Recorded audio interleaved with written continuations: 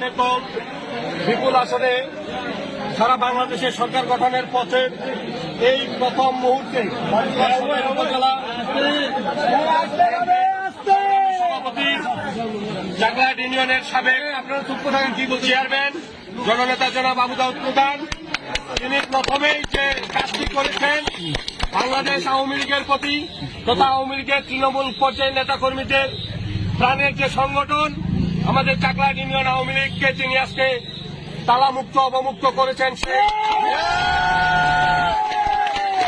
এই দেশটাকে পাকিস্তান বানাতে চেয়েছিল, যারা বাংলাদেশের স্বাধীনতার পক্ষের প্রতিটি দলকে নিশ্চিহ্ন করার চিন্তা ভাবনা করে বাড়িতে অফিসে হামলা করে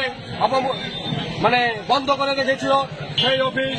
আজকে প্রথমেই তিনি চাকলাহাট ইউনিয়ন আওয়ামী লীগ অফিস অবমুক্ত করলেন। চাকলাহাট ইউনিয়ন আওয়ামী লীগ সহ সকল অঙ্গ সহযোগী সংগঠনের পক্ষ থেকে